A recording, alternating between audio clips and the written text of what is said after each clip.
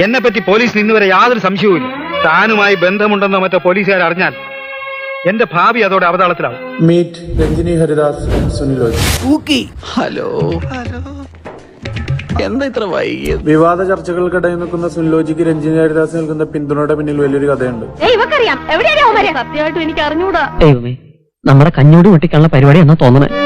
നമ്പ്യാരെ, താൻ എന്നെ ഇങ്ങനെ ഒരുമാതിരി പേടിപ്പിക്കാതെ. പേടിക്കാൻ നിവൃത്തിയില്ല പ്രഭാകര. ഈ പാണ്ടി പാർട്ടി എന്ന് പറഞ്ഞ ഒരു ഇതുണ്ട്.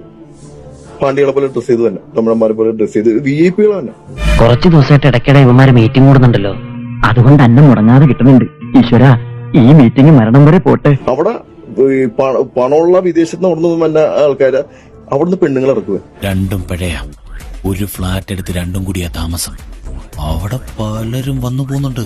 ഇപ്പോഴും സുനിലോജിക്ക് പൂർണ്ണ പിന്തുണ നൽകുന്ന രഞ്ജിനി ഹരിദാസ് തന്നെയാണ് അന്നത്തെ വാർത്തകളിൽ നിറഞ്ഞു നിന്നിരുന്ന അവതാരിക. നോക്ക്, ഇത് നോക്ക്, നീ എന്തോന്നാ കടന്ന് കാണിക്കാതെ നോക്ക്. ആരാ കുട്ടി മാമ ഇവൻ? അപ്പൊ നീ വിളച്ചെടുക്കണ ഞാൻ ആരാണെന്നോ? നമ്മൾ തമ്മിൽ ഇതിനു മുമ്പ് കണ്ടിട്ടില്ലല്ലോ. എന്താ സ്നേഹിതന്റെ പേര്?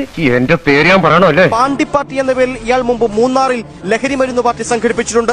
പ്രമുഖ അവതാരക അടക്കമുള്ളവർ പങ്കെടുത്തു. അതെല്ലാം എയാണ് ഒരു ഫാബ്രിക്കേറ്റഡ് വീഡിയോസിനും എന്നെയും തകർക്കാനാകില്ല. അതെ സുഹൃത്തുക്കളെ, ഇപ്പൊ ഒരുപാട് വീഡിയോസ് ഇറങ്ങുന്നുണ്ട്.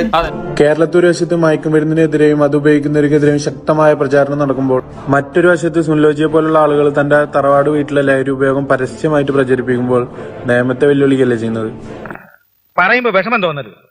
നീ എന്ന് എന്റെ വീട്ടിൽ കാലുകുത്തിയോ അന്ന് തുടങ്ങി എനിക്ക് ആപത്ത്. പ്രഭാകര ശവത്തെ കുത്തരുത്. ശരി സുശീല, നമ്മൾ ഒന്നിച്ച് കഴിഞ്ഞ കാലം നീ ഇത്രയും പെട്ടെന്ന് മറക്കാൻ പാടില്ലായിരുന്നു. സാരമില്ല, വേണ്ട. നമ്മുടെ സ്നേഹം, നമ്മുടെ ബന്ധം എല്ലാം ഒരു സ്വപ്നമായിരുന്നെന്ന് ഞാൻ കരുതിക്കൊള്ളാം. മറവിതൻ മരണത്തിൽ മയങ്ങാൻ കിടന്നാലും ഓർമ്മകൾ ഓടിയെത്തി ഉണർത്തിരുന്ന ഒരു ചെറിയ ഡൗട്ട് ഉണ്ട്. സാരമില്ല, ഞാൻ മാനേജ് ചെയ്തോളാം.